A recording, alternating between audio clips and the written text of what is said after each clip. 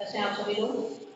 आज कक्षा 12 हिंदी काव्य खंड में हम लोग मैथिली शरण गुप्त जी द्वारा रचित गीत शीर्षक के तीसरे गीत का अध्ययन करने जा रहे हैं। तीसरा गीत जो है इसको सबसे पहले आपको किताब लेकर के पूरी तरह से पढ़ना है, ये जान लेना है कि गीत में गुप्त जी ने क्या बताया है। गीत को आप ध्यान से पढ़ेंगे। वो कहते हैं कि मुझे फूल मत मारो, मैं अबला बाला वियोगिनी, कुछ तो दया विचारो, होकर मधु के मीत मदन पटु, तुम पटु गरल नगारो, मुझे विकलता तुम्हें विफलता, ठहरो श्रम परिहारो, नहीं भोगिनी यह मैं कोई, जो तुम जाल पसारो, बल हो तो सिंदूर बिंदु यह हर नेत्र निहारो, रूप दर्प कंदर्प तुम्हें तो मेरे पति परवारो, और लो यह मेरी चरण धूलि उस रति के सिर पर ढालो। ये गीत है जिसमें उर्मिला के वियोग का वर्णन किया गया है। जैसा कि पिछले वीडियो में, पिछले कविताओं में आपने पढ़ा कि उर्मिला जो है वो बसंत और शिशिर दोनों ही ऋतुओं से यही बात कहती है कि तुम मुझे प्रताड़ित न करो। जैसे कि आप जानते हो शरद ऋतु का वो स्वागत करती है कि आप आइए, आपके बहाने मैं अपने पति का दर्शन कर रही हूँ, मुझे जो कष्ट हैं वो बिल्कुल दूर हो जा रहे हैं। शरद ऋतु में हंस की चाल को देखकर, खंजन के नेत्र देखकर, खिले हुए कमल देखकर और सुंदर सरोवर देखकर। फिर शिशिर से कहती है कि जो शिशिर का प्रकोप जो जंगलों पर, वनों पर होता है, प्रकृति पर होता है, वियोग का वैसा प्रकोप मुझ पर है। वो पत्ते पीले कर देता है, मेरा शरीर पीला पड़ गया है, उसमें ठंड होती है, मैं दुख से कांप रही हूँ। तमाम चीजें ऐसा आपने पिछले वीडियो में पढ़ा। तो उर्मिला जो है वो शिशिर से कहती है कि वन में मत रहो यहाँ। अब बात करते हैं बसंत ऋतु की। बसंत ऋतु, बसंत की क्या पहचान होती है इसमें? जैसे शिशिर ऋतु में जो पतझड़ आता है, फूल पत्ते सब पीले पड़ जाते हैं, झड़ जाते हैं, बसंत में फूल खिलते हैं। बिल्कुल, उर्दू में बसंत ऋतु को बहार की ऋतु कहा गया, बहार कहा जाता है। तो आप जानते ही हो कि बसंत में क्या होता है, चारों तरफ ताजी पत्तियां निकल आती हैं, नई नई पत्तियां पेड़ पौधों पर निकली हुई होती हैं, चारों तरफ हरियाली की खुशहाली होती है, गेहूं पककर खेतों में तैयार हो गया होता है। और दूसरी चीज, ये जो बसंत है इसको कामदेव का मित्र माना गया है। बसंत जो होता है वो कामदेव का मित्र माना गया है। ठीक है, कामदेव का मित्र है बसंत। और इस कविता में रति का नाम आया है। रति जो है वह पत्नी है कामदेव की। इसकी कामदेव की पत्नी जो है उसका नाम रति है। ये चीजें आप जानते हो। इसके बाद अब इस कविता में उर्मिला क्या कहती है, देखिए चारों तरफ जब फूल खिले तो मन में प्रेम का भाव जागता है। अब प्रेम किसके प्रति होता है? अपने प्रिय के प्रति। अब उर्मिला के जो प्रिय हैं लक्ष्मण जी, वो तो वनवास में हैं, तो उसको अपने प्रिय की प्राप्ति नहीं हो रही, दुख हो रहा है। तो ऐसे में लग रहा है जैसे कामदेव जो है वो इन खिले हुए फूलों के द्वारा उसे प्रताड़ित कर रहे हैं, पीड़ित कर रहे हैं। पति का साथ नहीं है, वियोग से पीड़ित है। ऐसे में उर्मिला को यह आभास होता है कि ये खिले हुए जो बगीचे के फूल हैं, इनके माध्यम से कामदेव उसे पीड़ा दे रहे हैं, कष्ट दे रहे हैं, उसे मार रहे हैं। तो वो कहती है कि हे कामदेव, मुझे फूल मत मारो। अब हम अपनी कविता की व्याख्या शुरू करते हैं। कहती है मुझे फूल मत मारो। आप लिखेंगे कि उर्मिला कहती है हे कामदेव, मुझे फूलों से मत मारो, इस खिले हुए फूल से, इस बहार के द्वारा मुझे पीड़ित मत करो। मैं अबला बाला वियोगिनी। देखिए दोनों होताएं हैं, अबला, अबला का मतलब होता है निर्बल, असहाय, जिसका संरक्षक साथ में नहीं हो वही तो असहाय है। अबला कौन होती है? जिसका रक्षक। जैसे नारी को अबला कहा जाता है। नारी को अबला इसलिए कहा जाता है, उस परिस्थिति में वो अबला होती है जब उसका संरक्षक ना हो। जैसे जब तक वो पिता के घर में है तो पिता उसका संरक्षक है, वह भाई के संरक्षण में होती है, इसके बाद वो पति के संरक्षण में होती है। और जब इनमें से किसी का भी संरक्षण उसे ना प्राप्त हो, उस समय नारी की स्थिति क्या होती है? अबला होती है, वो बलहीन होती है, निर्बल। तो इस समय इनके पास क्या हो मिला के, ना तो पिता के घर में कोई भाई है, एक ससुर जी थे वो स्वर्ग से हार गए, पति भी वनवास में है, तो ऐसे में वो क्या है, अबला। ठीक है, कहती है मैं अबला, हे कामदेव मैं एक असहाय बाला बालिका हूँ। बाल शब्द का स्त्रीलिंग है, बाला अर्थात बालिका।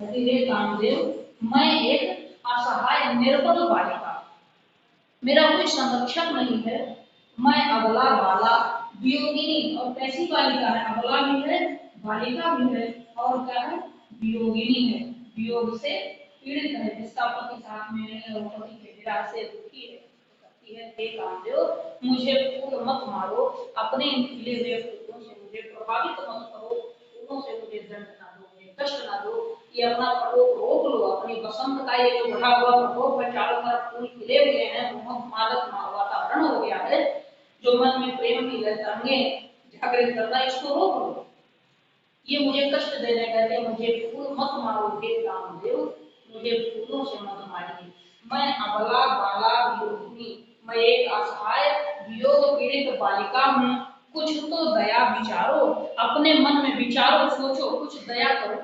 एक असहाय को सता रहे हो, अगर किसी को कष्ट देना ही है, किसी को सताना ही है, प्रभावित करना है, तो किसी ऐसे के पास जाओ जो वियोग से पीड़ित ना हो, जिसका पति जिसका प्रेमी उसके साथ में हो, जो असहाय ना हो, जो दीन अवस्था में ना हो। लेकिन मैं तो दीनहीन हूँ, इसलिए कुछ दया विचारो, कुछ दया करो, मैं पहले से ही पीड़ित हूँ, मुझे और पीड़ा मत पहुंचाओ। कहती है मुझे फूल मत मारो हे कामदेव, मुझे फूलों से प्रभावित मत करो, अपने वसंत से मुझे दंड न दो, मैं अबला बाला वियोगिनी, मैं एक असहाय निर्बल बालिका हूँ, वियोग से पीड़ित बालिका हूँ, कुछ तो दया विचारो, कुछ तो मुझ पर दया करो, मुझे अपने फूलों से कष्ट मत दो। ठीक है, अगली लाइन में फिर कहती है कि होकर मधु के मीत मदन, होकर मधु के मीत, देखिए मधु के मीत, मधु कहा गया बसंत से, ठीक है, मधु कौन है, बसंत, और मीत का मतलब मित्र। कहती है कि हे बसंत, तुम हे कामदेव तुम तो बसंत के मित्र हो, हे कामदेव तुम क्या हो, बसंत के मीत मदन। देखिए मदन जो है वो कामदेव का नाम है, ठीक है, इसका नाम है कामदेव का। कहती है होकर मधु के मीत मदन पटु, पटु शब्द आया है, पटु का मतलब चतुर होता है, ठीक है। कहती हे कामदेव तुम तो बसंत के मित्र हो और बहुत चतुर हो, क्या है कि तुम तो बसंत के मित्र हो और बहुत चतुर हो, तो तुम कटु गरल नगारो, कटु गरल कड़वा जहर, कटु मतलब कड़वा, ठीक है, कहते हैं कड़वा, और गरल का मतलब जो है विष। कामदेव का प्रकोप जो है वो उर्मिला को कैसे विष के समान लग रहा है, ठीक है। तो कहती होकर मधु के मीत मदन पटु, तुम कटु गरल नगारो, हे बसंत कामदेव मदन, तुम मधु के मीत हो, बसंत के मित्र हो, और पटु हो, बहुत चतुर हो, तो फिर मुझ पर अपने कड़वे जहर की, कड़वे विष की बरसात क्यों कर रहे हो। गारो का मतलब निचोड़ना, जैसे कहते अपना ये कड़वा जहर जो अपने प्रभाव का, अपनी माया का, ये मुझ पर मत गिराइए, मुझे प्रभावित न कीजिए, मैं एक अस्थायी निर्बल बालिका हूँ, मुझ पर दया करो और मुझे फूल मत मारो, ठीक है। कहते होकर मधु के मीत मदन पटु, तुम कटु गरल न गारो। अब इसके बाद कहती है, देखिए उर्मिला क्या है, बहुत संयमी है, उसको काम का कोई असर भी नहीं होने वाला है, ठीक। वो ये भी समझा दे रही है, दोनों बातें कहती है, एक तो पहले से कह दिया कि देखो कामदेव जी मुझे फूलों से प्रभावित मत कीजिए, मैं एक असहाय वियोग पीड़ित बालिका हूँ, ये जानकर मुझ पर थोड़ी दया कीजिए, कुछ तो दया विचारो, मुझ पर दया कीजिए, मुझे प्रताड़ित मत कीजिए। और होकर मधु के मीत मदन पर, हे कामदेव तुम तो बसंत के बड़े चतुर मित्र हो, तो यह गरल न करो, मुझ पर कड़वे जहर की बरसात न करो, फिर कहती है कि यदि तुम नहीं मानते, अपना प्रभाव मुझ पर डालोगे, तो तुम्हें क्या, तुम्हें विफलता मिलेगी, तुम्हारा कोई प्रभाव नहीं होगा, मेरे मन में कोई विकार नहीं आएगा, मेरा मन भटकेगा नहीं, क्योंकि मेरे मन पर मेरा नियंत्रण है। कहती है मुझे विकलता, यदि तुम्हारा प्रभाव इसी तरह से बढ़ता गया, तुम इसी तरह मुझे प्रभावित करते रहे, फूलों से प्रेरित करते रहे, खिले हुए फूलों से, तो मेरी व्याकुलता क्या है, बढ़ेगी। कहते हैं मुझे विकलता, मुझे व्याकुलता मिलेगी, मैं व्याकुल, मेरा मन जो है वो क्षुब्ध ही होगा, तुम्हें विफलता, इसको कामदेव को जो है वो क्या मिलेगी, विफलता, मतलब असफलता। कामदेव तो तब सफल होंगे कामदेव जी, जब वो किसी को व्याकुल करें और उसका उसके पति के या प्रिय के साथ मेल हो जाए, मिल जाए, संयोग हो। लेकिन यहाँ तो वियोग है, उल्टी स्थिति है, तो कामदेव को असफलता मिलेगी। कहते हैं मुझे विकलता, मुझे व्याकुलता प्राप्त होगी और तुम्हें विफलता मिलेगी, तुम असफल रहोगे, तुम्हें कोई लाभ नहीं होगा, इसलिए ठहरो। कहते हे कामदेव ठहरो, रुको, रुक जाओ थोड़ी देर। कहते रुको, श्रम परिहारो, श्रम का मतलब थकान, कामदेव जो है सारे संसार को प्रभावित कर रहे हैं, तो क्या हो गए होंगे, थक गए होंगे, तो कहती है ठहरो, श्रम परिहारो, श्रम परिहारने का मतलब थकान को दूर करना, आराम करना। कामदेव से कहते हो मिला कि तुम्हारे इस परिश्रम से, तुम्हारे इस प्रभाव से मुझे विफलता मिलेगी, मैं व्याकुल होंगी और ज्यादा दुखी हो जाऊंगी, तुम्हें विफलता, असफलता प्राप्त होगी, इसलिए ठहरो, श्रम परिहारो, थोड़ी थकान दूर करो, विश्राम कर लो हे कामदेव, मुझ पर तुम्हारा कोई असर नहीं होने वाला। कहती है नहीं भोगिनी यह मैं कोई, कहती है मैं कोई भोग विलास में लिप्त रहने वाली नहीं हूँ। जैसे मेरा मन जो है वो बड़ा संयमित है, मिला कहती है कि मुझ पर तुम्हारे माया जाल का असर नहीं होगा, क्योंकि मैं कैसी हूँ, संयमित।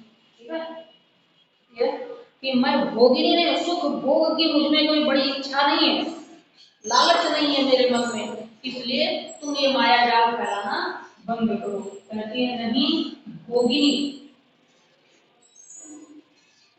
भोगिनी का मतलब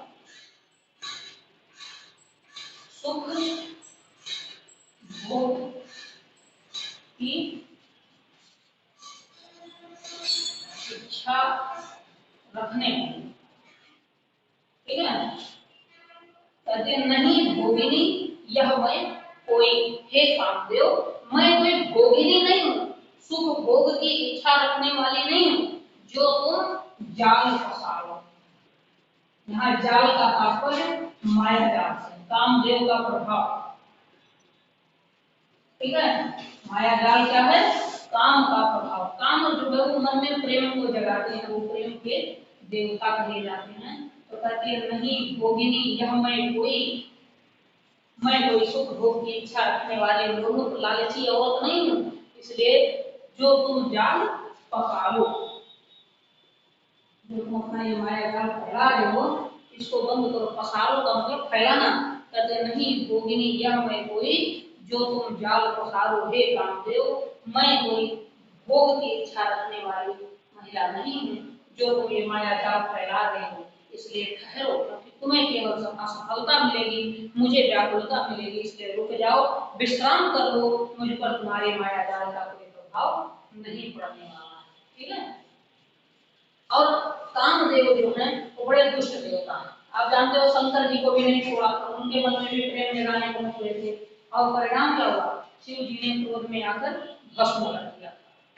ठीक है, तो कहती है कि अगर तुम्हें अपने बल, अपनी ताकत का घमंड है, तुम ये सोचते हो कि तुम मुझे विचलित करोगे, मेरे मन को भटका दोगे, तो बल हो तो सिंदूर बिंदु यह हर नेत्र निहार को। कहती है अगर तुम्हें अपनी शक्ति का अभिमान है, बल का बल हो, बल का घमंड है, तो सिंदूर बिंदु, आप जानते हो इसमें अपने सिर पर सिंदूर लगाती हैं, तो सिंदूर बिंदु, अच्छा यह सिंदूर बिंदु मेरे मस्तक पर लगा हुआ जो सिंदूर की जो रेखा जो बिंदु है, इसको देखो यह कैसा है, हर नेत्र, हर का मतलब कौन, हर कहा जाता है शिव को। आप देखिए हर हर महादेव कहते हैं ना, तो हर नेत्र शिव जी का। और यहाँ नेत्र का मतलब तीसरी आंख, जो लोगों को भस्म करती है, महादेव की तीसरी आंख कहती है। यदि तुम्हें अपनी शक्ति का अभिमान है, हे कामदेव, यदि तुम्हें अपनी शक्ति पर अपने बल का अभिमान है, तो मेरे सिंदूर को देख लो, मेरे सिंदूर बिंदु को देख लो। ये शिव जी के तीसरे नेत्र की तरह है, तुम्हें भस्म कर देगा, तुम्हारी ताकत को समाप्त कर देगा। ठीक है। और कहती है कि रूप दर्प, अगर तुम्हें अपनी सुंदरता का घमंड हो, कामदेव सौंदर्य के देवता हैं, तो कहते हैं रूप अर्थात सुंदरता। बसंत आने पर क्या होता है, चारों तरफ सौंदर्य का वातावरण होता है ना, तो इसीलिए वो बसंत ऋतु के माध्यम से कामदेव को संबोधित करती है। कहते हैं रूप का अगर तुम्हें दर्प है, दर्प का मतलब अभिमान, रूप दर्प, ठीक है। कंदर्प, कंदर्प कामदेव का एक नाम है, पर्यायवाची, ठीक है। कंदर्प का मतलब कामदेव। देखिए कामदेव के कुछ नाम हैं, आपको हम बता देते हैं। कामदेव को मदन, कंदर्प, ठीक है, काम, जो कि आप कहते ही हो, रतिनाथ, रति की पति हैं या रतिपति भी कहते हैं। मनोज भी इसी को कहा जाता है, मनोज का मतलब मन को ऊर्जा देने वाला कामदेव। ये फूलों का धनुष भी रखते हैं, ठीक है, और लोगों के मन को प्रभावित करते हैं, इसीलिए इसको मनमथ भी कहा जाता है। ये सभी काम के नाम हैं। यही कंदर्प कहते हैं। रूप दर्प कंदर्प तुम्हें, हे कामदेव, अगर तुम्हें अपने रूप अपनी सुंदरता का अभिमान है, तो मेरे पति पर वारो, वारो का मतलब होता है न्यौछावर हो जाओ। तो मेरे पति पर, लक्ष्मण जी पर, मिला के पति कौन, लक्ष्मण, कहते हैं यदि तुम्हें अपनी सुंदरता पर, अपने रूप का बड़ा अहंकार है कि तुम बड़े सुंदर हो, तुम जिसे चाहो मोहित कर लेते हो, तो अपनी इस सुंदरता को हे कामदेव मेरे पति लक्ष्मण जी पर वारो न्यौछावर कर दो, वो तुमसे ज्यादा सुंदर है, बहुत ज्यादा अहंकार मत दिखाओ। कहते रूप दर्प कंदर्प तुम्हें, तो मेरे पति पर वारो, मेरे स्वामी लक्ष्मण जी पर, शेषावतार पर न्यौछावर हो जाओ, अपने आप को समर्पित कर दो, वो तुमसे कहीं अधिक सुंदर है। और कहती है लो यह मेरी चरण धूलि उस रति के सिर पर धारो। अगर तुम्हें इस बात का अभिमान है कि तुम्हारी पत्नी रति बहुत सुंदर है, मुझसे भी ज्यादा वो प्रिय है, तो यह लो मेरी चरण धूलि, मेरे पैरों की धूल, ठीक है, है। तो कहती है कि यदि तुम्हें अपने रूप का अभिमान है, तो मेरे पति पर न्यौछावर कर दो, और यह लो मेरी चरण धूलि, पैरों की धूल। चरण धूलि क्या है, पैरों की धूल। कहते ये लो मेरी चरण धूलि, मेरे पैरों की धूल ले जाओ, और रति के सिर पर ढाल, उसके सिर पर रख दो। ढाल और सिर पर डाल देना या रख देना। कहते यदि तुम्हें अपनी पत्नी रति की सुंदरता का अभिमान है, तो ले जाओ और उसे, मेरी पैरों की धूल कहाँ रखो, रति के सिर पर, वो भी मेरे सामने कुछ। तुम्हारे प्रभाव से रति प्रभावित हो सकती है, मैं प्रभावित नहीं हो सकती, इसलिए हे कामदेव मुझे फूल मत मारो, कि मुझे फूल मत मारो। हे कामदेव बसंत के खिले हुए फूलों से मुझे प्रभावित न करो, मैं अबला बाला योगिनी, कुछ तो दया विचारो, मैं एक असहाय अबला वियोग पीड़ित बालिका हूँ, बाला हूँ, कुछ तो दया विचारो, कुछ तो मुझ पर दया करो। और होकर मधु के मीत मदन पटु कर तुम कटुगरल लगाओ। हे मदन हे कामदेव, तुम मधु के मीत बसंत के मित्र हो, और कैसे पटु चतुर मित्र हो, तो यह कटुगरल न गारो, मुझ पर अपना ये कड़वा विष जो है उसकी बरसात न करो। कहते मुझे विकलता, तुम्हारे इस विष से, तुम्हारे इस प्रभाव से मुझे व्याकुलता प्राप्त होगी, मैं दुखी होंगी, तुम्हें विफलता और तुम्हें असफलता ही प्राप्त होगी, इसलिए ठहरो, श्रम परिहारो, थोड़ी थकान दूर करो, रुक जाओ। नहीं भोगिनी, या मैं कोई, कहते मैं कोई भोग की इच्छा रखने वाली, विलास की इच्छा रखने वाली स्त्री नहीं हूँ, इसलिए जो तुम जाल पसारो, इसलिए तुम जो ये माया जाल फैलाए हुए उसका मुझ पर कोई असर नहीं होगा। ताकि बल हो तो अगर अपनी शक्ति का अभिमान है कि तुम मुझे प्रभावित कर सकते हो तो मेरे माथे के सिंदूर को देख लो। बल हो तो सिंदूर बिंदु यह मेरे सिर का सिंदूर देख लो, यह हर नेत्र निहारो, शिव जी के नेत्रों की तरह से है, यही से देख लो। इसकी शक्ति के आगे तुम तुच्छ हो, तुम भस्म हो जाओगे। और रूप दर्प कंदर्प हे कामदेव, अगर तुम्हें अपनी सुंदरता का, अपने रूप का अभिमान है तो मेरे पति पर पारो, मेरे पति लक्ष्मण जी पर न्यौछावर हो जाओ। वो तुमसे अधिक सुंदर, तुमसे अधिक रूपमान, तुमसे अधिक शौर्यवान है। और यदि तुम्हें अपनी पत्नी रति की सुंदरता का अभिमान है, या आपको इतना जोड़ना है, यदि तुम्हें अपनी पत्नी रति की सुंदरता का अभिमान है तो लो जाओ मेरी चरण धूलि, तो मेरे पैरों की धूल ले जाओ और उस रति के सिर पर धारो, उस अपनी पत्नी रति के सिर पर डाल देना। उसे भी सिद्ध पता चल जाएगा कि कोई और भी है जो उससे कहीं अधिक श्रेष्ठ है। ठीक है, इस तरह से ये गीत आपका समाप्त हो गया है।